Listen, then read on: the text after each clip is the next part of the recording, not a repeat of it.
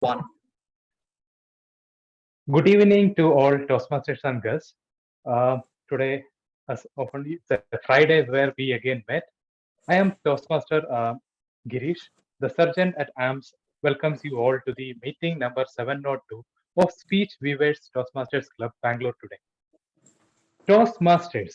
Toastmasters, we are a member of Toastmasters. What is the aim of Toastmasters Club? Toastmasters aim to provide a supportive and passive learning experience in which members are empowered to develop communication and leadership skills, resulting in greater your self-confidence and personal growth. Toastmasters have helped many people from diverse backgrounds to become more confident and speakers and leaders that we have examples right now in this call we have. And I request you all to uphold the following principles. We have a common principle which we follow in all Toastmasters meetings. I will be explaining those four principles now. First one, keep your microphones muted at all times except when you are invited to speak. Keep your videos on at all times, which unless you are moving in or out in your room, you can that time you can off your video. And third one, as a member, as a mark of encouraging the speakers and the people who are speaking, we request all speakers to upload them virtually. Uh, you can use the gestures in the Zoom in your chat, and role takers and speakers will consciously we refrain from expressing your views on sex or politics and religious to ensure the sentimentals of the audience, uh, not to hurt them, their feelings. And at the end, in this call, the important part, I would like to welcome the kingpin of the Speech Weavers Toastmasters Club, the president of today's Toastmaster meeting, none other than our Joseph Felix Benedict sir. I would, before calling him and handing over the responsibility of taking the session, I would like to introduce him to everyone in this call. There are people who knows him very much, but there are people who are we have guest stars. We would introduce him. Joseph Felix Benedict sir, who has worked as an engineer in Saudi Arabia for a period of 30 years and dealt with government projects up to 20 million as dollars, US dollars. And coming to his hobbies and passion, he loves playing tennis, he loves playing billiards, lawn, and he loves photography and visiting places. He is a mentor of Passion Advanced Toastmaster Club, which is situated in Kuala Lumpur. And over to you, Toastmaster, our president, Joseph sir, to take over our meeting.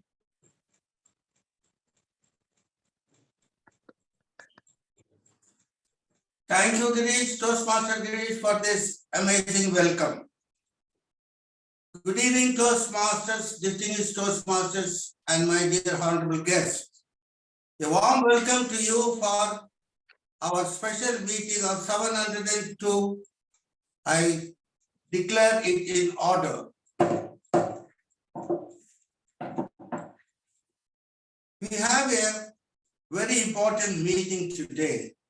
Especially, we have a keynote speaker whom I acknowledge today, together with the panel discussion where we are having a guest from Singapore, as well as our own area director will be included in the panel discussion.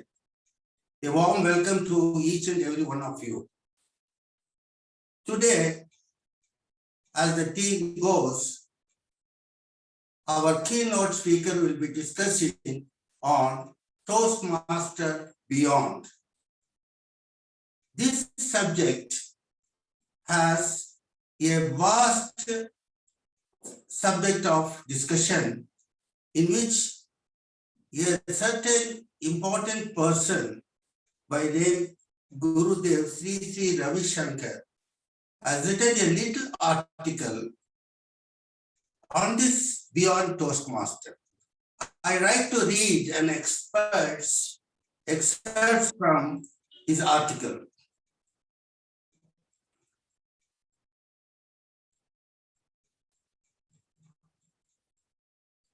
I see there is an emphasis on discussing the important role of mental well-being, resilience, remalignment, globalism, sustainability, social culture, harmony, and happiness in economic and social development.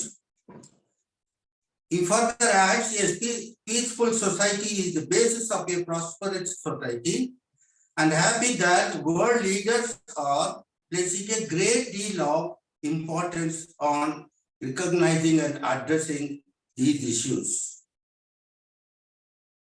The theme of this year's World Economic Forum is cooperation in a fragmented world. The current perception of fragmentation is not new. We must know that conflict, division, chaos, and confusion sprout in the minds of people. It has to be countered with commitment, hearing and caring, and collective resolve. This can happen only when leaders cultivate the mind to become and take considered decisions. We all need to recognize that we live in an interconnected world. There is no substitute for cooperation for the general good of the world. Economic ups and downs are a natural part of the world economic order, and not all parts of the economy flourish at the same time. For example, the tourism industry reduced significantly during the pandemic, whereas the healthcare industry flourished. While the transportation industry suffered significantly, the medical supply industry increased as in-person physical conference shut down. People adopted virtual conferences.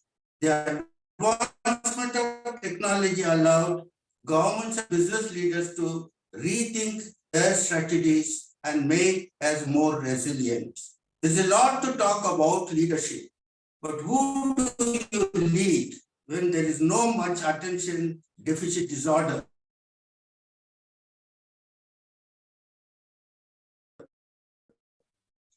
When uncertainty and anxiety goes for a toss. Mental health is a huge crisis. We must address the root cause from a holistic perspective and explore breathing as a tool to manage the mind and emotions. Yoga and meditation have proven to be the most effective tools to check attention deficit disorder, depression, anxiety, and other challenges. Thanks to the initiatives of the Government of India, yoga and meditation have been introduced in schools and colleges throughout the country. We are also taking Dhyan meditation to every home. Having said that one, I would like to go for a little bit of our Toastmasters introduction, where the club mission is to provide and supportive and positive learning experience in which members are founded to develop communication and leadership. It's a non-profit organization installed by Verghese in the year 1924. We have today 300,000 clubs all over the world, 148 countries, and 15,800 clubs, and our club is one of that. And today we will pay tribute to the gentleman who gave us this opportunity to have this platform open to all the educated elite to have their public speaking and communication skills to develop.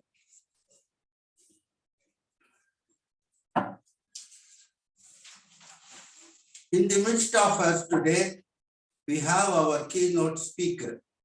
He just did not fail but failed miserably as a public speaker.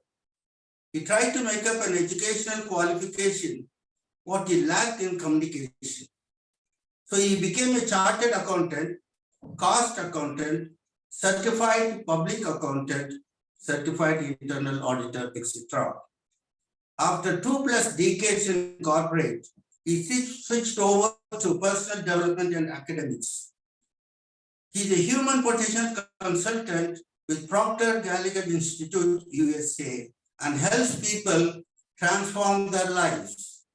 He is also a faculty at Christ University teaching CPA and CFA courses. Let us join our hands with great applause to welcome the most champion of public speaking, Toastmaster, DTM, Mathew Verghese. Over to you, Toastmaster, DTM Mathew Verghese. I got a little jittery when I started hearing Mr. Joseph speaking about the World Economic Forum and about the chaos, the confusion, and the need for collaboration and cooperation. I thought I was at a World Economic Forum and I thought I was supposed to deliver my keynote address on how the world's issues can be sorted. Well, far from it, I've not been able to solve my own personal issues, so I will not even delve into that space of solving world problems for now. I know a little about Toastmasters, so I think I can speak a little about that. But before we go into that, let me take you back to a time when the world was a better place. Let's go back to a village in Cape Town. There was this very young, impoverished family. They were shepherds. The parents were shepherds. And this little boy, whose name was Hamilton Naki, was helping his parents. Now, it so happened that his father, fell ill. And therefore, Hamilton had to leave his village and move into the city of Cape Town. Now, he had to fend for his family. He found a job in the University of Cape Town, which was at that point in time being constructed. He became a construction worker, and all the money he earned, he sent it back to his parents. After a while, the construction of the university was completed. Now, Hamilton Naki was uneducated, so he didn't know what to do. He requested somebody who had seen him working and said, could I have a job in the university? And they were happy to employ him to mow the tennis court. Hamilton Naki diligently did his work day in and day out. He was mowing the tennis lawn. People would see him, but nobody spoke to him. At that point in time, there was a professor by name Robert Joyce. The Professor Robert Joyce was doing research on giraffes. The professor was interested in knowing why is it that giraffes do not get a seizure when they bend their neck to drink water. So he had bought this giraffe, knocked that giraffe unconscious on the operating table, and he was studying the giraffe's movements.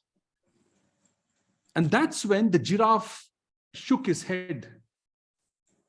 Professor Robert didn't know what to do. He ran out of the operating room, looked for help, and there he saw Hamilton Naki mowing the tennis lawn. He yelled out to him and said, "Hey, young man, come in." Hamilton Naki walked into the operating room, and the professor told him, "Please grab the neck of the giraffe."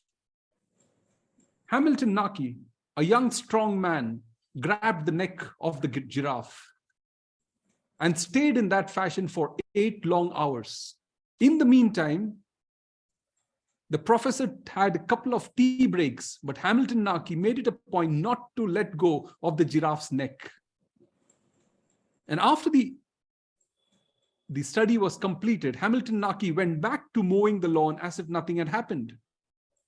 This impressed the professor. He saw a sincerity and perseverance in this young man. He invited him again the next day, and he offered him to become the lab assistant. So from mowing the lawn, this little boy became a lab assistant. He worked diligently. And then came a time when Dr. Bernard, a very famous surgeon, joined the hospital. Dr. Bernard was very famous for open heart operations. Seeing this little boy working diligently, he offered him the post of his assistant. So now Hamilton was assisting Dr. Bernard, the famous Dr. Bernard. And soon he was promoted from being a lab assistant to becoming a research associate.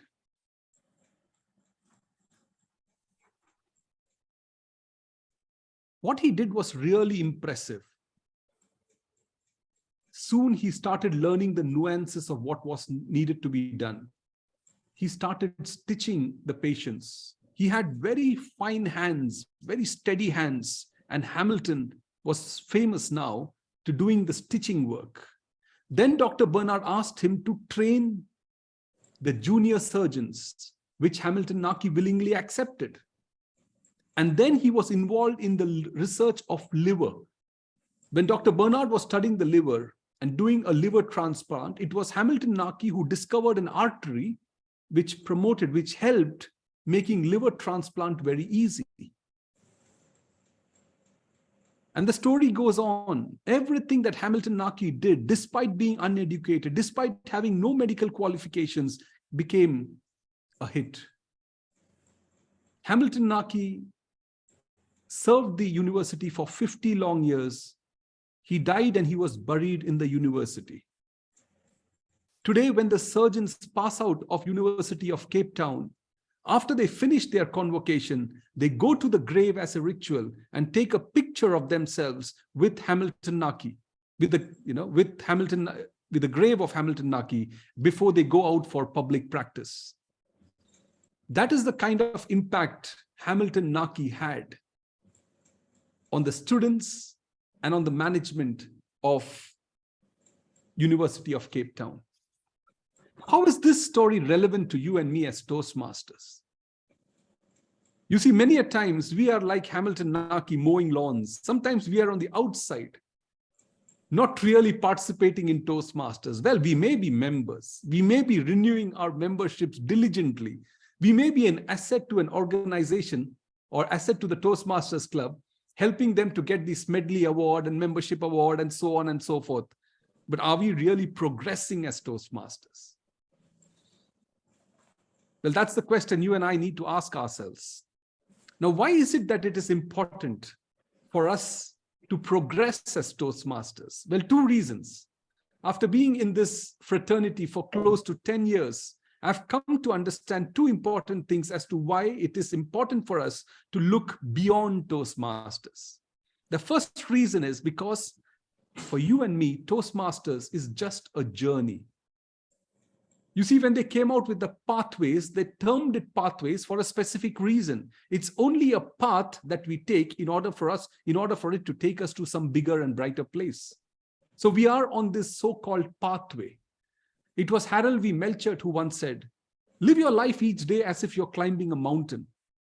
An occasional glance to the summit keeps the goal in mind. But there are many beautiful scenes to be enjoyed from each new vantage point.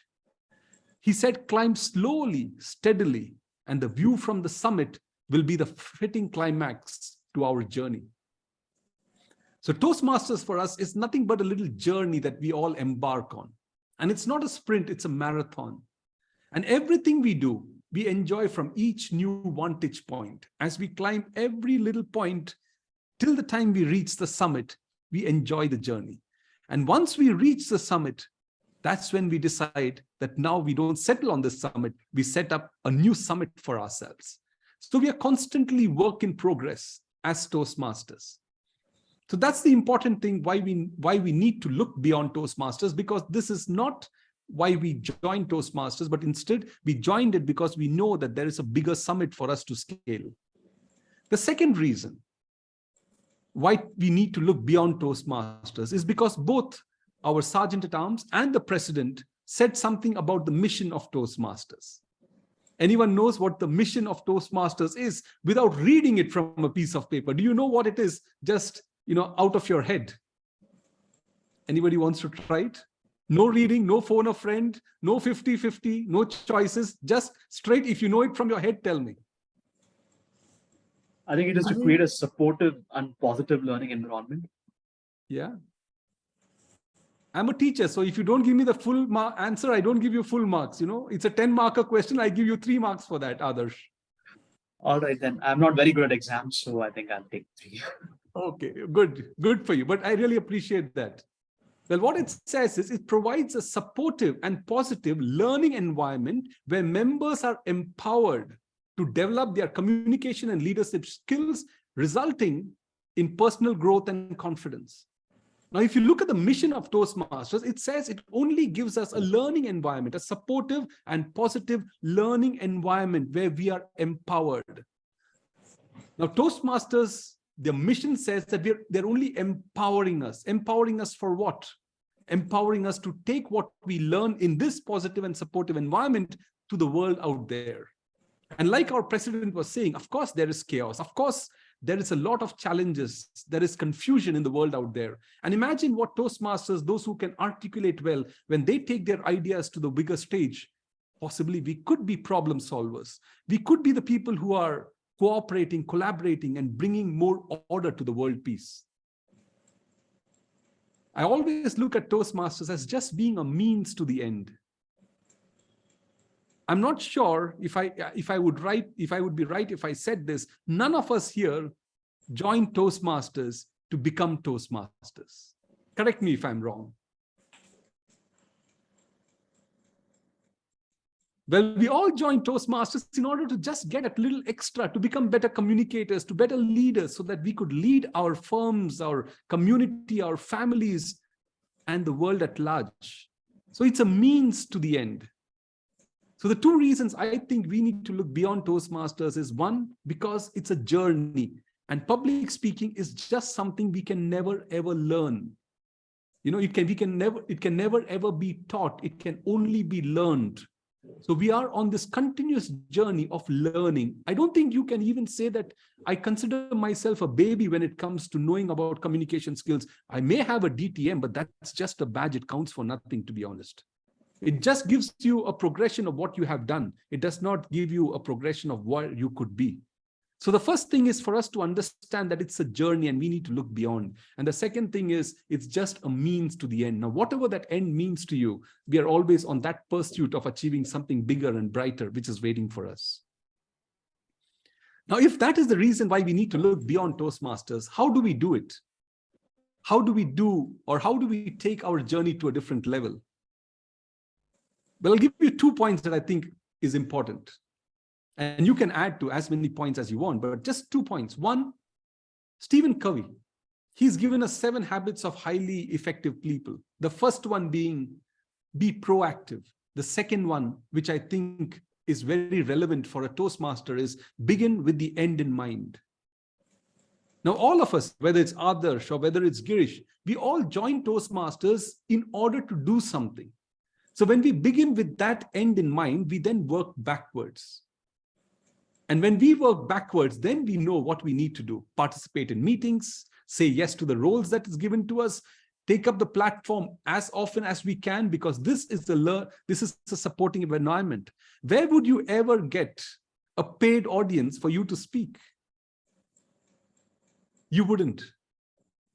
This is an environment, or this is a platform that gives us a license to fail. You can fail n number of times, yet you will never ever be judged. The more you fail here, the better is your chances of thriving outside. Doesn't mean that this is an insurance of not failing outside. Absolutely not. Every now and then you go on stage, even outside, you could fail, but at least this gives you a practice. It's a net practice, if you may call it so. So the first thing is begin with the end in mind. Why is it that we join Toastmasters? Is it to hone our communication skills? Is it to hone our leadership skills? Is it for me to make a better presentation in my classroom? Is it for me to make a better presentation in my corporate? Or is it for me to lead my team, to inspire my team, to empower my team? We all have that specific purpose of why we joined here. Priyanka may have joined for one particular reason. Mr. Veera may have joined for another reason, so on and so forth. Why is it that we joined? And when we have that end in mind, that will keep us constantly on the move of wanting to improve and develop ourselves in this fraternity.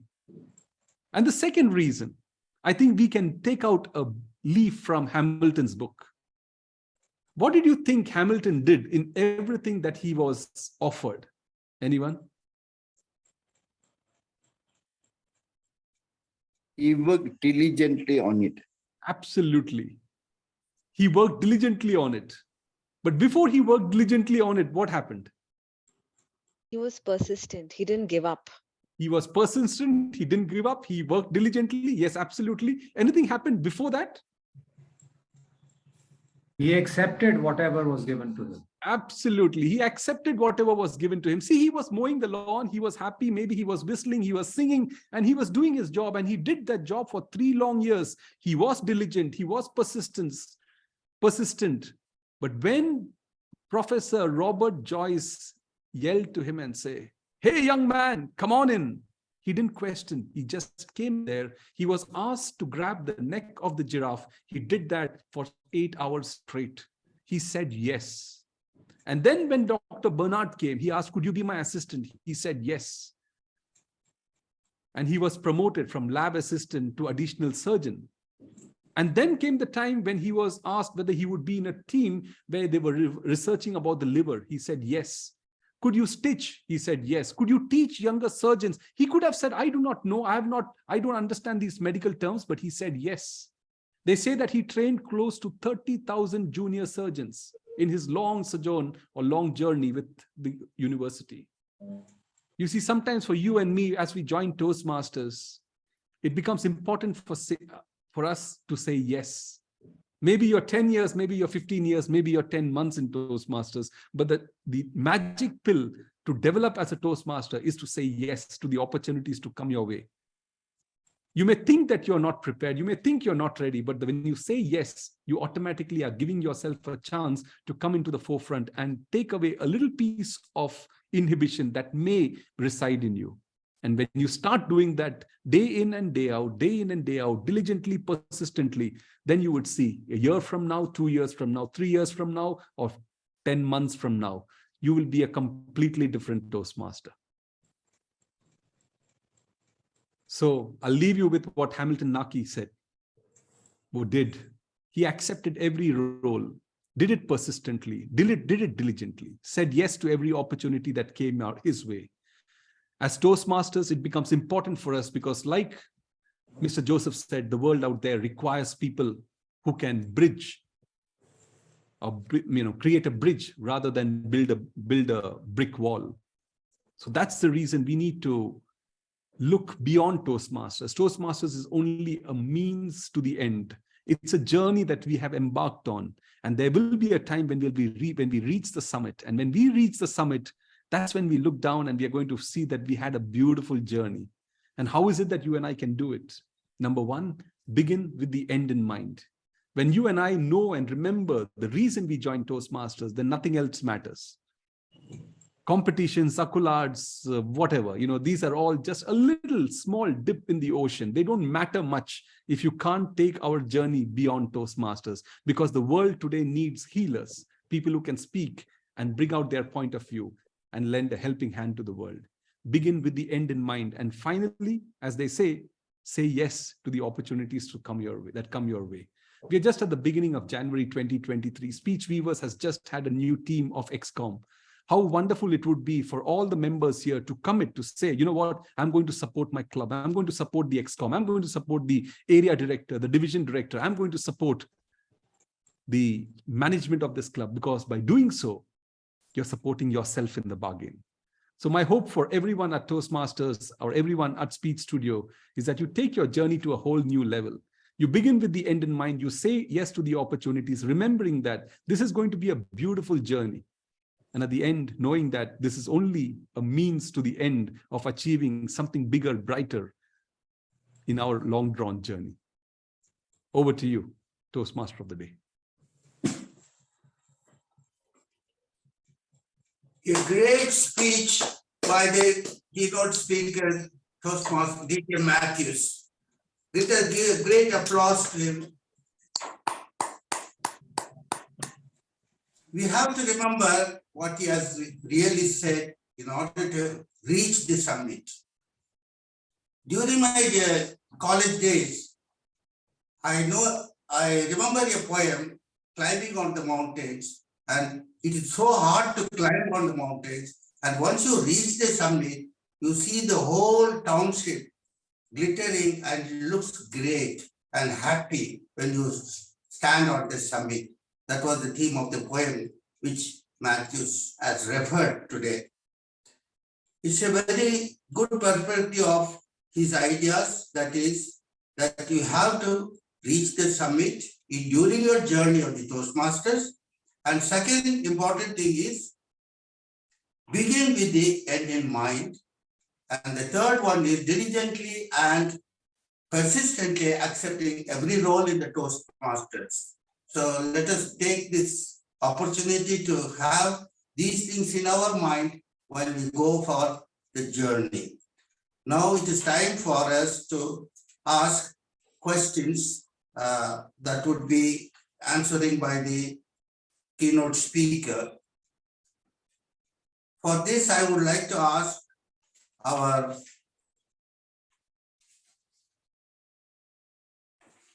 Vice President Education, Adarsh Krishna, is the founder of Finances and on offline come online setup that offers and advises on all financial products. He joined Toastmasters to improve communication skills.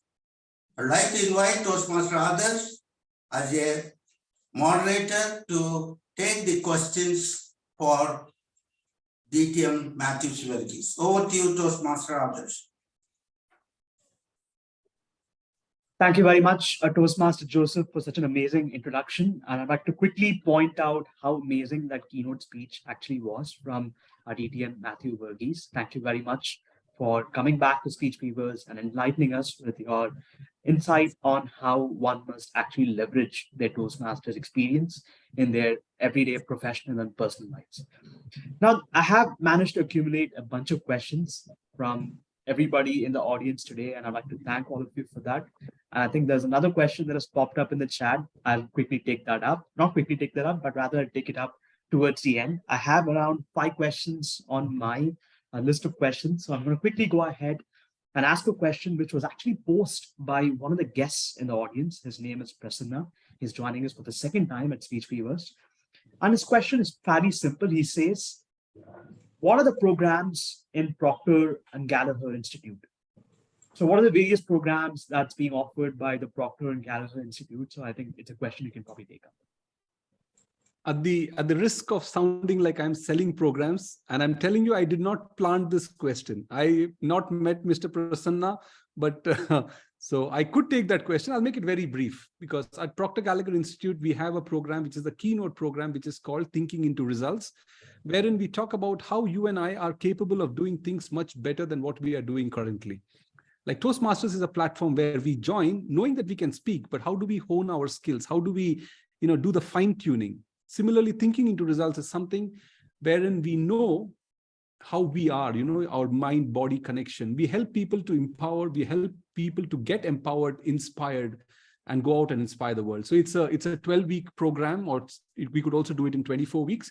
And that's just one of the programs. There are many, many other programs. I'll just tell in a nutshell what it means is, the mind is a marvelous equipment for us, and everything begins and ends with the mind. As James Allen said, man is mind, and evermore he takes the secret tools of thought, shaping what he wills, brings forth 1,000 joys, 1,000 ills. He thinks it's secret, it comes to pass. Environment is but a looking glass. In other words, whatever you and I think becomes reality for us. So it's very important for us to guard our thoughts and to be able to think in the right direction. And that's what we at Procter & Gallagher teach people, to think better, think bigger, think brighter, and thereby lightening their lives and the lives of the people around them. I think it's a pretty big answer in a very concise format. I think mostly Prasanna must have probably got his answer. But I actually have another question that was asked by Prasanna once again. And the question goes, what are some tips for paradigm shift? Now, I'm not exactly sure in what context this question was asked. So I'll probably ask Prasanna himself to interpret the question. The question is, what are some tips that you have for a paradigm shift? Prasanna, I think you can probably interpret that. Hello, everyone, and good morning, sir. Morning. Good evening, sir. Good evening. Sir, I heard about Bob Proctor, sir, and on YouTube I saw his. I am very fan of his, and I see his videos, and there I hear the term paradigm shift. So I wanted to know if sir is himself present here. So, so I wanted to know some tips on how to, do something to, that shift our paradigm. So that's what was my question. Others, can I take that? Yes, I think you can. Yes, you can take up the question. Fine, because I want to ask them. Otherwise, they'll think, I have planted you here and you're asking me all my personal coaching questions. So fine. See, paradigm shift, when you come into a Toastmasters, I'm going to answer that from a Toastmasters perspective. When we join Toastmasters, we all say that we want to improve our communication and leadership skills. And we jump into becoming guests. We take up the first table topic. We take up the first speech. We get a standing ovation. Second speech, third speech, then our man is missing. Where is Prasanna? He was here a couple of weeks ago. Prasanna is disappeared. What happens is a lot of voices in our head will tell us that you don't measure up. Come on, look at the way Adarsh is speaking. Look at the way he's speaking. And you begin to compare yourself because there is something in your mind that tells you that you don't measure up. And that's the reason we joined Toastmasters, because we want to improve. Now, if you allow that thought to, deposit itself and you carry that thought all the time, then you will never be able to step out of your comfort zone and take the risk that you should be taking in order to take yourself from where you are to where you want to be. So it first does not really begin by a pathway. It does not really begin by what you will do. What's more important for you and I to understand is that it's a mind game. And unless we change our way we think, unless we understand how we operate, because maybe in your childhood, somebody had told you, like my teacher had told me, if I take your head out of your head and I shake it, there will be a lot of noise. I asked, why, miss? She said, because empty vessels makes a lot of noise. Now, you see, if that thought is in my mind and I think of myself as being very substandard, not good in academics, and I was not very good in academics, that's a long story. So I have to make that paradigm shift in anything that I do in order for me to be successful. If I carry that same old mindset, it's like wearing an old cloth, or stitching a new suit with an old cloth. I can't do that. Paradigm shift is nothing but making your mind aligned to the fact that you can do bigger and brighter things. So just in a nutshell, yeah, I'm giving you a Toastmasters example so that others just not say, hey, you came here to sell your programs. No, far from it. Others, I hope that's fine. I think that should be totally fine. I think it was a question that was legitimately posed by a guest in the audience, and not a question that was planted by any of us or by you. Fine. Just for the record. Yeah. Now, given that we don't have too much time, I'll dive into the next question right away. And this question is from Toastmaster Nadian, who also happens to be our timer for this evening. The question goes, he says, I've heard a lot about how to climb the Toastmasters ladder. Can you talk more on how to utilize the Toastmasters forum to climb your professional ladder? What are the different things we can learn is the question that he's posed. I'll quickly repeat the question. He says, I've heard a lot about how to climb the Toastmasters ladder, but can you talk more about how to utilize the Toastmasters forum from a professional standpoint? So that's a question. That's me. Okay. I didn't get the name. Can you repeat the name of the? It is a Toastmaster Nadian. Nadian. Okay. As spotlight. Okay. Yeah, sir, you may be working in a corporate, and in your corporate, definitely you may be, you lead a team, you may be in a position where you've given the mantle of saying something at times, some foreigner coming in, guest coming in, and they ask who's going to introduce. More often than not, we'll take a backseat and say, let somebody else do it. Now, when you raise your hand and say, I will do it, indirectly, what you have done is you've given yourself an opportunity to make yourself relatively known to the crowd. So every time an opportunity shows up, you got to raise your hand like Hamilton Naki and say, yes, I will do it. That's the only way we can apply. You may have a little team. You may take the initiative and say, what is it that this team is doing? Why are we stuck in the situation that we are in? Can we all mastermind? Can we all get together and do something that is different? You can take the initiative. Why? Because you've studied that in Toastmasters, that when 2 or 3 people get together, when there is cooperation, collaboration, magic happens. You can apply that in your workplace. If you see somebody who's not really mingling with the team, you can go and have a one-on-one one-on-one talk with that person and say, I see that you are a little not as aligned to the team as others are. What is the problem? And you lend that person a year. You've done what we are taught in Toastmasters as being a listener. You're just there for that other person. There are multitudes of ways where you can take your communication and leadership skills. Sometimes just being silent with somebody who needs to be heard is doing them a great favor. So everything you do outside of the club, there is an opportunity for you to apply. At home, Maybe sometimes you've got to keep your mouth shut when your wife gives you something. You may not like the taste, but then what? You keep your mouth shut and say, just smile. Even if you can't give her a compliment, and just smile. These are the things that we learn in Toastmasters. There are a lot of things we learn in Toastmasters which is beneficial for us to unlearn. For example, you see somebody come into the club and this evaluator looks at the person in the eye and says, hey, what? I don't like your speech. I need you to repeat it. Now, you may not tell anything to that evaluator, but you've learned from that evaluator that that's not the way for us to go forward. There are ways and means of how you could speak. So I think there's a lot of learning everywhere in Toastmasters. We have to take that initiative. We have to raise our hands and just say, you know what, try me. Because if you don't use it, you will lose it. There are skills that we have. We need to find that opportunity to raise a hand and say, yes, try me. And then, magic begins to happen. I hope that answers, Nadian. All right, I think that answers the question. I have one more question, and this question sort of contradicts one of the points that you made during your speech. And it is from one of our panelists for this evening, Toastmaster Bala Venkat. The question goes, new leadership motivational leaders say, it's important that we all learn to say no than saying yes, because saying yes might take you on a journey that you would not want to go through because you might end up going on someone else's journey. I understand taking up roles and responsibilities, but saying yes to all, is it really good in your interest? So that's a question that Toastmaster Bala has put out. So let me know in case if you want me to repeat the question. No, I'm fine with that. I'm fine with that. I fully agree with what Mr. Bala said. Now, when I say yes, it means that you have to be selectively saying yes. Whether it aligns with your interest is what's more important. That's why I said begin with the end in mind. Now, you and I are on a journey. And if something that comes our way facilitates our journey, that's when you say yes. For example, I'm a professor. Today, I have my hands full. I'm teaching a couple of courses. Many a times I have to say no when somebody comes and asks me to take an additional subject because it's not going to really serve my interest in what I'm already doing. But if somebody comes and asks me to do a keynote today, I just got back from my university today, but I've got to say yes because it's going to help me understand the perspectives of the people who are here. And when Mr. Joseph said that we have eminent panelists, I said, I don't want to miss this opportunity. So when you say yes, don't say yes to anything and everything that comes your way. You know what journey you are on. If that aligns with your goal, if that takes you to where you really want to go, then you need to say a yes. So don't forget, you're on a journey, you're on a summit. If you say yes to everything and anything, then possibly you may derail your journey on toward that summit that you are a part of. But what I'm trying to say yes is yes to the opportunities that will foster, that will facilitate your journey. If you don't, then you will be torn in every particular direction.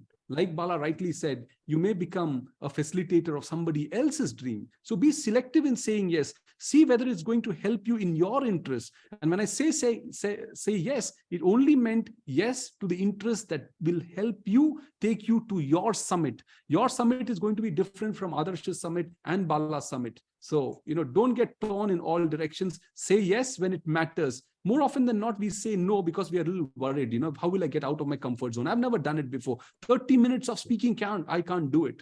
But if it's going to help you to become a better communicator and leader, I would say grab that opportunity. Don't worry because you've not done it. You will find a way to do it. And then once you've done it, you can never look back and say you didn't do it because then you are a new you. So in that way, Bala has a very, very valid point, and I completely 100% agree with him in saying that, yes, say yes to those journeys, to those requests that come your way, which will take you to your summit. Be selective in saying yes. I hope I answered that. Absolutely. Thank you. Thank you very much, DTM Mathew Verghese. But I have one final question on the chat, and our timer has already displayed the red card. But given that I made the agenda myself, I gave a lot of grace time across all parts of the meeting. So I'll probably go ahead with one final question. And that question is from Toastmaster Joseph. And the question goes, people working in companies are more interested in their career life, neglecting the Toastmasters journey. How to bring them back on track? The question again goes, people working in companies are more interested in their career life rather than neglecting the Toastmasters journey. So how do you bring them back on track? So I would say don't bring them back. Because you can't, you really can't bring people back. I remember when I went to the class, I used to be in corporate for a long time. And when I joined the university, I had no clue about teaching, and they put me into the class. It was baptism by fire, a very, a different class that I was not supposed to teach. A teacher was absent, they sent me to the class.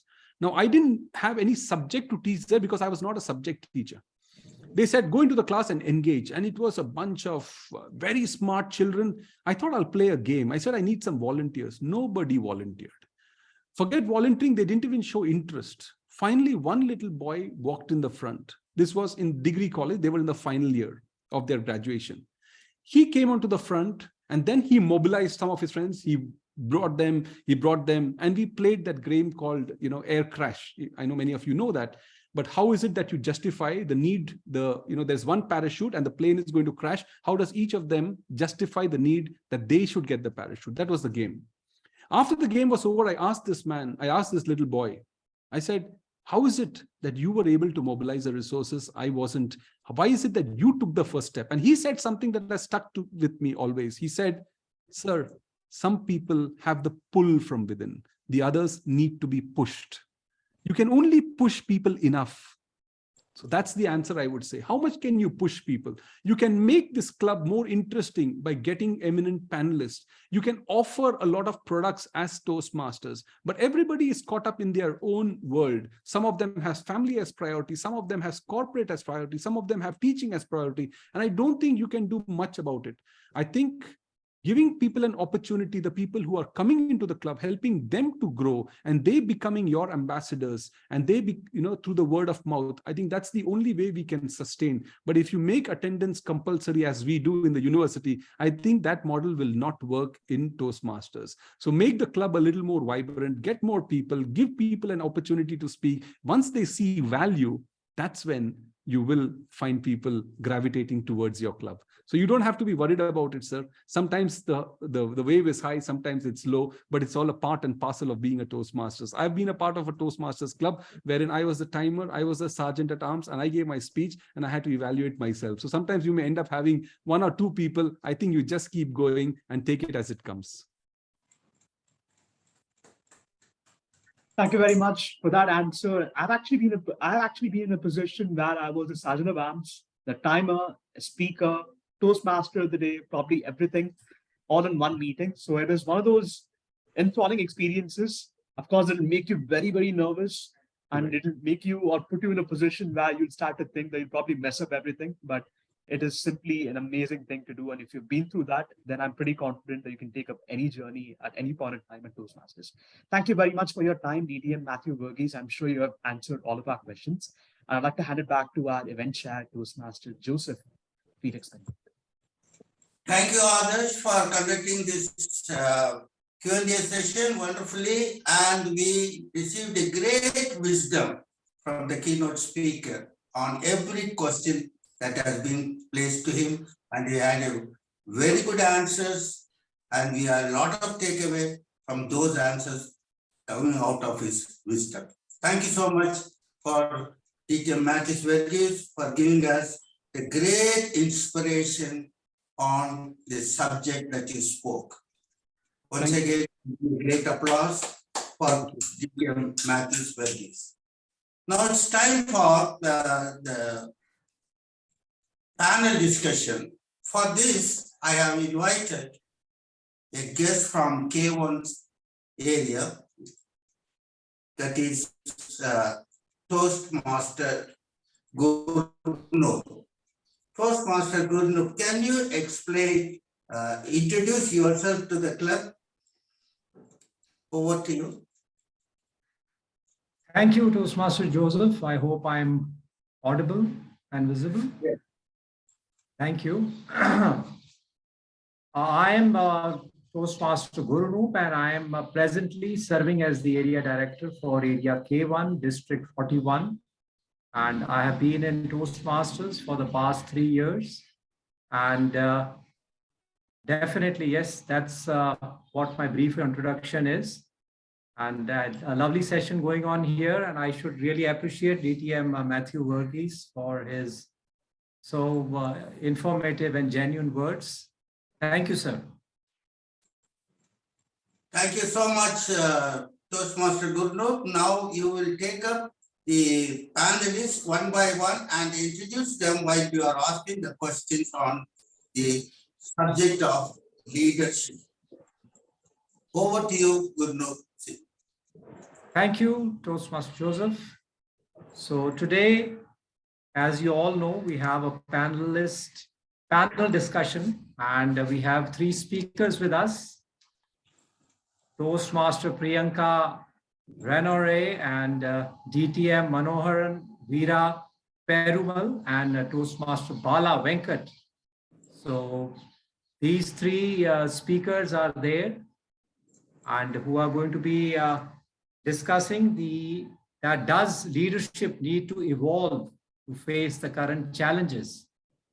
So I will directly go on to the questions, as I think we are already running short of time. So starting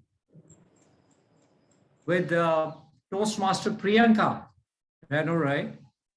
She is an R&D engineer and has been in Toastmasters for around 4 years and served in many leadership roles at both club levels and outside. And she is the one who enjoys trekking and lately has been a lot into non-fiction reading of books. So I would like to start with her. So the first question to her is that should leaders always be the one providing the motivating factor? Should leaders always be the one providing the motivation factor? Toastmaster Priyanka Renore. Thank you so much, moderator, for this question. As much as I do believe that leaders are supposed to be a motivating factor, at the same time, I don't believe that they should always provide a motivating factor. They have to provide a very realistic factor, is what I feel. As even the entire discussion of today is, should leaders evolve, knowing about the current situation, I believe that every individual should evolve. And it is also the responsibility of a leader to see that how individual evolve.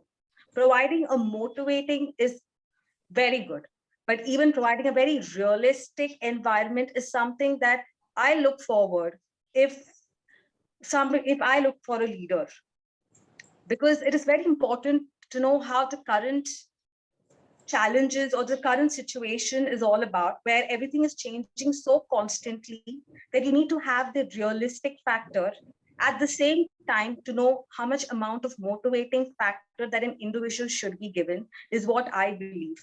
Because I have seen in many forums, a lot of people motivate. Motivating is good to do or to push person to a certain extent. But beyond that, to know what they want to do in life or where they want to go, a little bit of realistic factor to know about, the areas that they need to be aware of, they need to excel, where they excel. Because if you're just telling them, oh, you're damn good, you can do anything, you just believe in yourself. Everybody wants to believe in themselves. But at the same time, we also want somebody to tell us the areas that we need to excel. That is the way I look about this entire thing. Very well said. So I definitely resonate with this. And this is what George Patton also said, that don't tell people how to do things, tell them what to do, and then they will surprise you with the results. So moving on to the next question, how do you identify and overcome any leadership blind spots? How do you identify and overcome any leadership blind spots? I think blind spots is something that we all want to know, the blind spots that we all are having. And that is something that we always look towards our leader, that leaders identify those blind spots for us. Like I mentioned earlier, to know the areas that we need to work on or excel. But at the same time, I feel even leaders should also be very ready to know about the blind spots that they have. For example, if you really see that everybody in the leadership position do not understand leadership or do not know what the leaders should facilitate to the group of people they are in charge. So for me, what I feel is they should be ready to listen. That's the most important thing. Listen to perspectives, and then help the person to understand how they need to go about it or tackle an entire situation. And I feel for a leader, that leader should be very ready to listen to some feedbacks from the people that they're working to, or as also from a third factor point of view, so that as much as they understand the blind spots that they have, it'll be easy for them to also guide the people that they are taken in charge under them, to help them guide in their reason for their entire pathway that they are looking forward. If I have to take my own experience that I actually see, and probably in the technology, the IT or the corporate field that we work, we have people in our managerial role or in our leadership role who doesn't understand that. We all, when we start our career, we only focus on doing a job best. And when we do a job the best, we get promoted into a leadership position, which is fantastic. But when the transition is happening, I feel that individual should know that as good as they have done at their job, they should also be equally good in taking care of the people that they are now taking in charge of. And that little miss of knowledge or that transition or understanding sometimes creates a big disappointment in the entire working environment or the culture. If I have to talk in terms of workplace, I have seen this where, manager tells you that this is your task. You have to take lead of these people, train them. Yes, this is all important, but understand the individual, understand their perspective, understand what they're looking forward, understand the areas that they're really, really good at, try to strengthen that, and at the same time, give them those additional responsibilities which will carve them to what they have to do.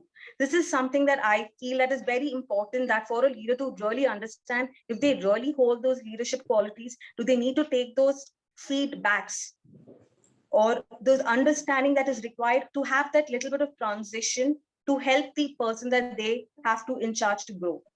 That is my point of view. Thank you so much, Toastmaster Priyanka Ranorai. I think you have raised very relevant questions, that listening as well as understanding is an important thing. Yeah, perspective for the leader, so that he can take his people forward.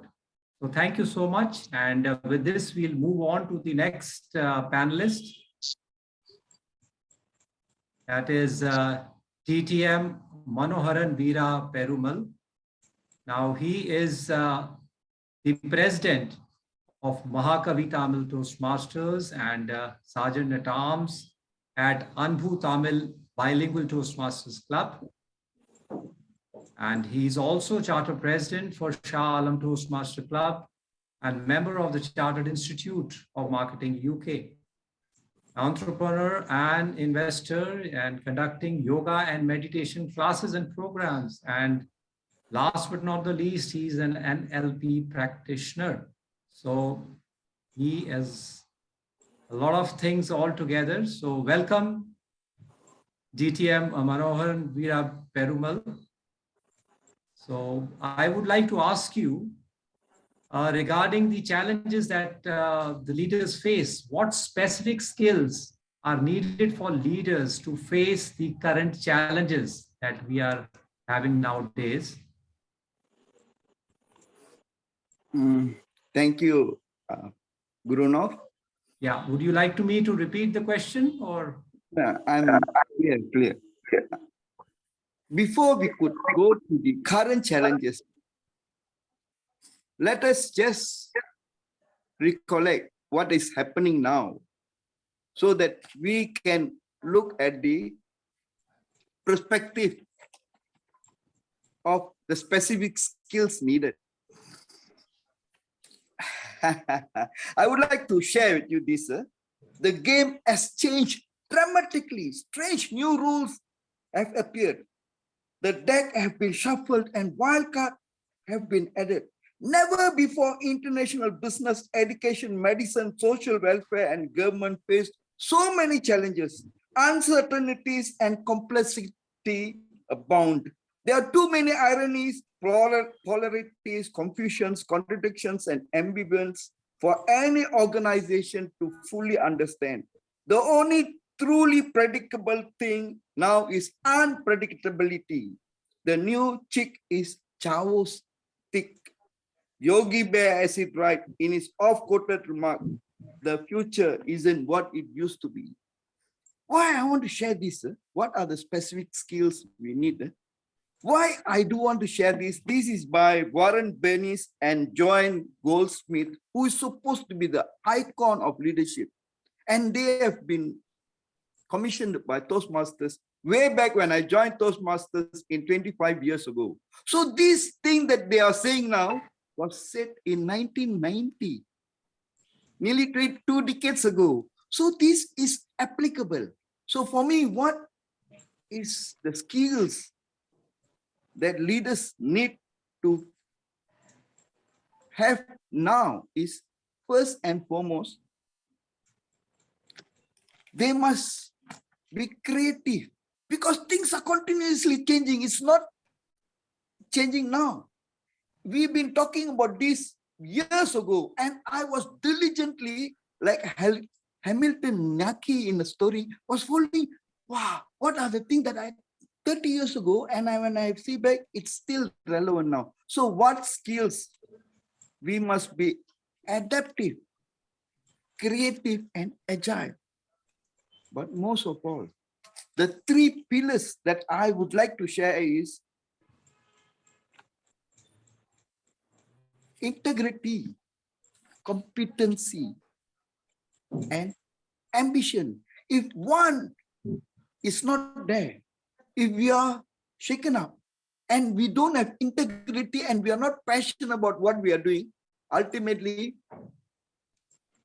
one day, nature will give us a knock and we will fall tumbling and we will take our team down. So we must be passionate and about what we are doing. So ultimately, for me, leadership is about being passionate about what we are doing, and then we share to others.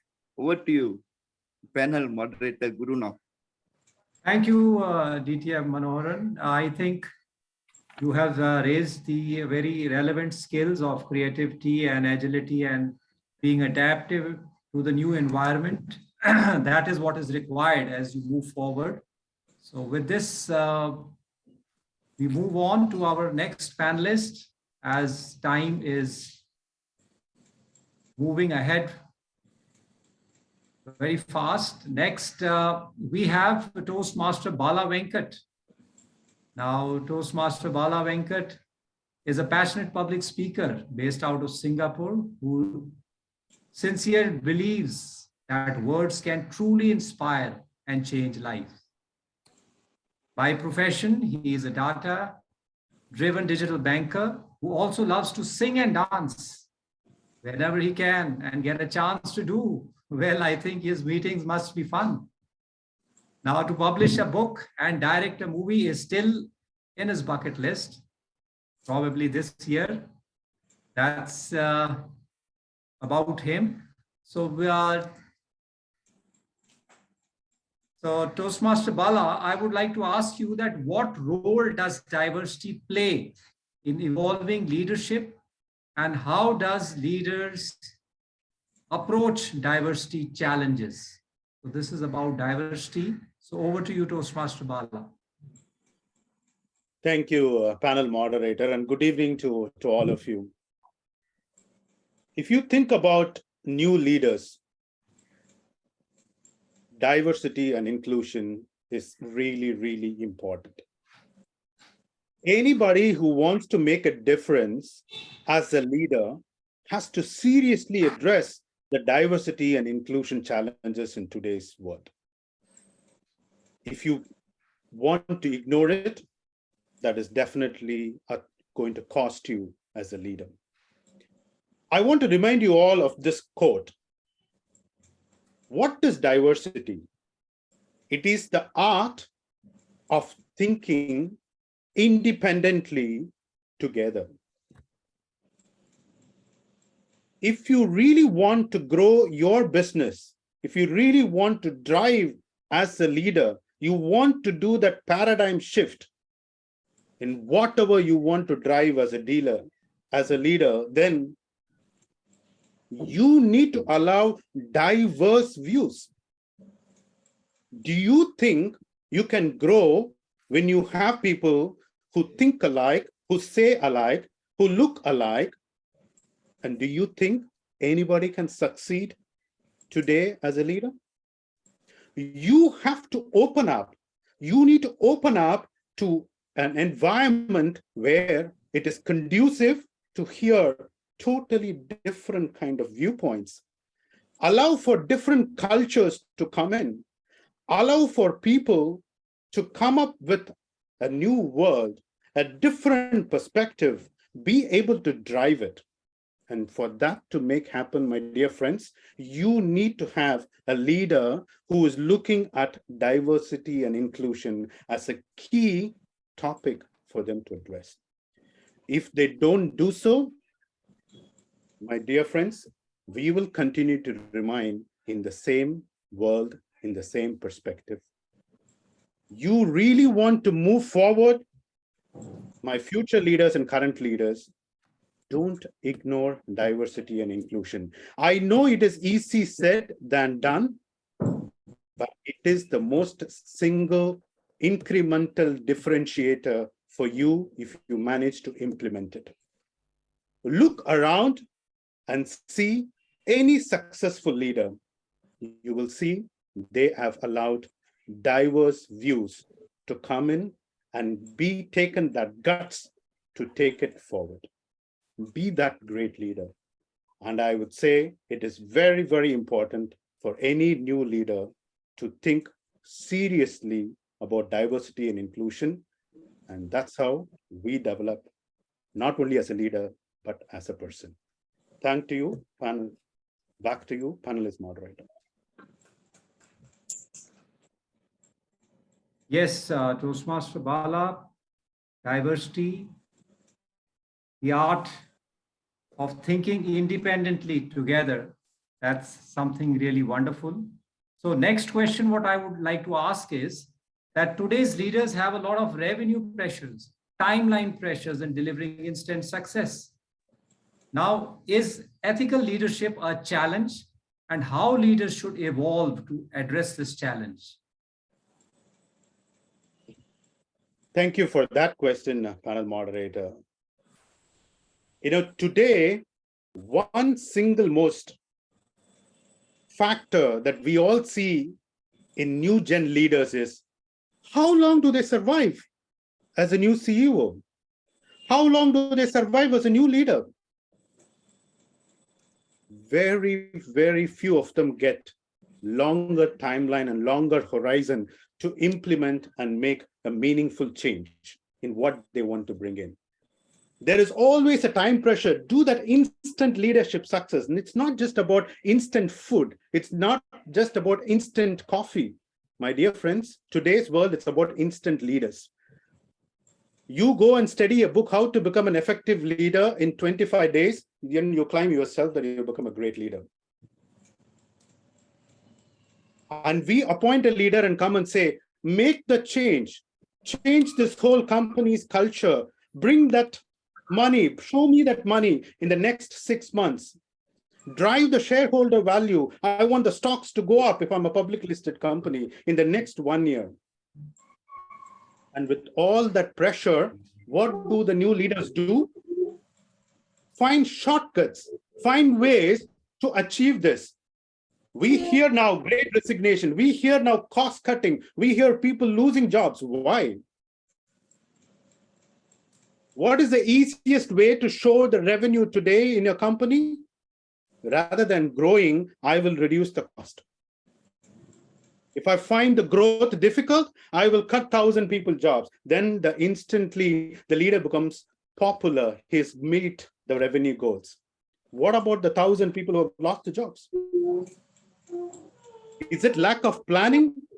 Is it lack of organization style? But why the leaders do that? There is time pressure. So being ethical today is really, really tough. But I have to say, there are good things that is happening around. I don't know how many of you here has heard about ESG, environment, society, government initiatives. It is important that a leader today also has to meet ESG guidelines. How many people will invest in companies today only when they show corporate responsibility?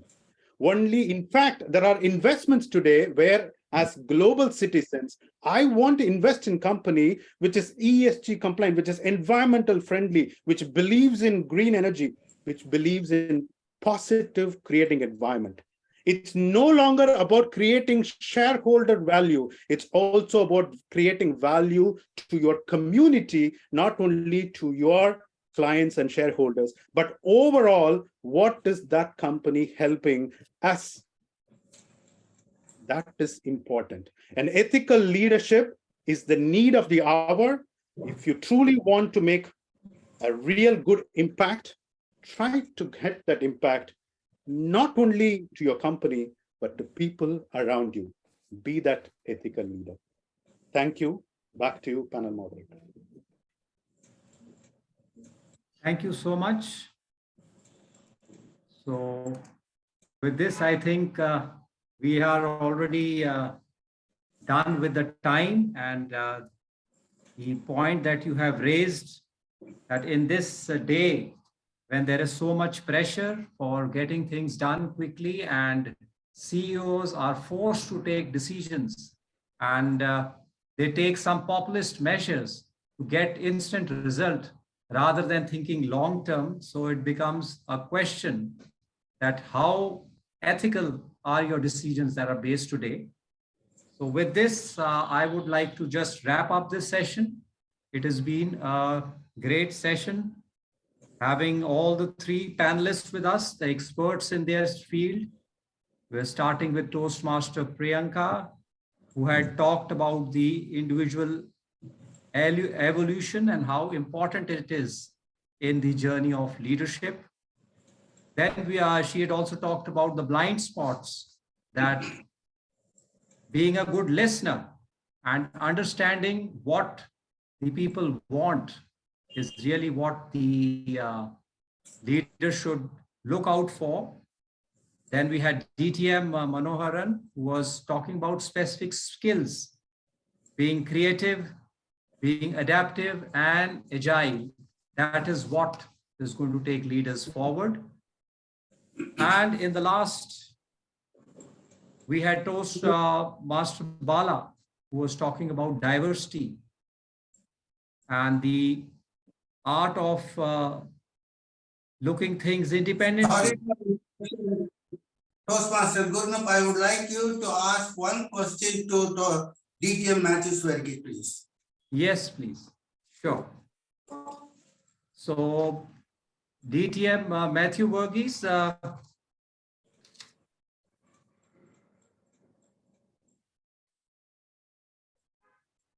I have one question for you. Yeah, please, sir. Yeah. So it has been a really informative session, and you have covered so many things beyond Toastmasters, starting with a very interesting story of Hamilton, and then going beyond Toastmasters, talking about 2 reasons why Toastmasters, and then 2 reasons how Toastmasters. Then you covered something about the mindset also. So I found it very interesting and a great learning today. I just have one question, that if there was one word which you could associate the type of mindset that is required for overcoming these challenges that we were talking about, what sort of mindset could you sum up in one word? I think this is karma time. I ask very difficult questions to my students, and now here our panel moderator asked me the most difficult question to sum up everything that I think is most important in one word. Sir Earl Nightingale, who happens to be a doyen of personal development, has a program in which he calls attitude as the magic word. And I go with that, saying that, when we talk about people, whether you talk about leadership, whether you talk about subjects, or whether you talk about students, or Toastmasters. Even Mr. Joseph asked a question about how do you get people back. I think what's the one important thing that all of us need to have is attitude. Now, more often than not, we look at people and say, hey, you know what? He's got an attitude. He's got an air about himself. And we make that very casual comment, not understanding what attitude really is. Well, if you really break down attitude, it's nothing but a composite of your thoughts, your feelings, and your actions. Now, the way I think is going to drive the way I feel. And the way I feel is what's going to drive my actions. So just to give you a simple example, if I think I'm not going to get much out of Toastmasters, then I'll find enough ways of saying that I'm busy, I have family commitments, my time doesn't work, I'm into meetings, I have deadlines, I have strategies, so on and so forth. But if I think that this is going to help me in some sort of manner, then I'm going to think differently. That's going to make me feel a little different. And when I feel different about a subject, then I'm going to put in a little more effort. And then that's going to be compounded by my action. And it's action that causes us to get results, whether it's in your leadership, whether it's in your Toastmaster, whether it's in your leadership, or whether it's in anything that you do. So your thoughts, feelings, and actions drives results. So what is it that you and I need to do in order to change results? It's not the actions. We need to go back to why we act. And that's our thoughts. So, sir, to sum up in one single word, what I think is most important is attitude. And what is attitude? It's nothing but a composite of your thoughts, feelings, and action. Change your attitude, change your results, and the magic begins to happen. Thank you so much, DTM Mathew Verghese. I think you have answered this very appropriately, getting to the crux of the whole thing. And definitely I resonate with you that attitude is everything, what takes you forward or what inhibits you to reach your goal. Whether you have that attitude to learn something or whether you have that attitude not to learn, definitely makes all the difference. Thank you so much. And with this, I would be concluding my session as the moderator. And thank you once again for giving me this opportunity to have a panel, to be a panel moderator at your meeting. So over to you, Event Chair, Toastmaster Joseph. Thank you, Toastmaster Gurnu, for this wonderful session you have conducted. And we could hear the great speeches of panelists who have been replying to your questions in a wonderful way. And we have got so much of thoughts-provoking deliveries from them. It's a great, great honor to have those people in our club today to give their opinion on the leadership roles. And we really understood. We have a lot to take away. And thank you so much. Let us applaud with great applause for all the three speakers, four speakers that we have done today. Thank you so much. Now it's a time to give the vote of thanks.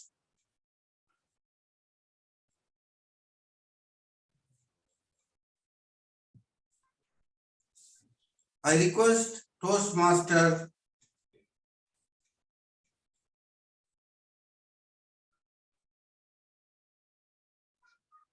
Kunjan to give the vote of thanks. Over to you. Thank you so much, our event chair, Toastmasters Joseph sir. So I would really like to thank a lot for giving me this opportunity, and I'd like to thank first to our lovely audience who are there with us the whole from past 1.5 hours. Thanks a lot to Toastmaster Girish for a beautiful start of the meeting. Then thanks to our event chair, Toastmaster Benedict sir, for setting up the context and briefly explaining about the Toastmasters. Next, I'd really like to thank to our keynote speaker, DTM Mathew Verghese, the way he connected how the Toastmasters, how one's life can change while joining the Toastmasters, or how Toastmasters can change in one's life. That too, connecting it with the story of Hamilton, that was really nice. Listening you is amazing. And during the question answers time also, you took all the answers in the way you given. I was just listening. I'm like, oh my God, how so much is there to learn from you. It was really nice listening to you. I would really like to thank Toastmaster Adarsh, who has set up nice question and answer session, and he makes sure that everybody's question has been addressed. It was really nice. Thank you to our panel moderator. I can't pronounce his name. It's Gura Noop, something, if I'm not wrong. Thank you, our panel moderator, and introducing the panelists. All panelists were amazing. They have took the answer questions and amazing. They have addressed each and every question as well. Thank you. Thanks a lot. Back to event chair, Toastmaster Joseph, sir. Thank you. Thank you, Kunjit Gupta. It's a very interesting vote of thanks, and I also extend all the guests, honorable guests who have attended this today. Thank you so much for giving us a great time in your wisdom, and everything has been so wonderful. The entire meeting has gone in a very good way because of your presence. And thank you so much for all those role takers who have done their best in order to make this meeting a very successful one. Thank you once again, and I declare the meeting to close. Now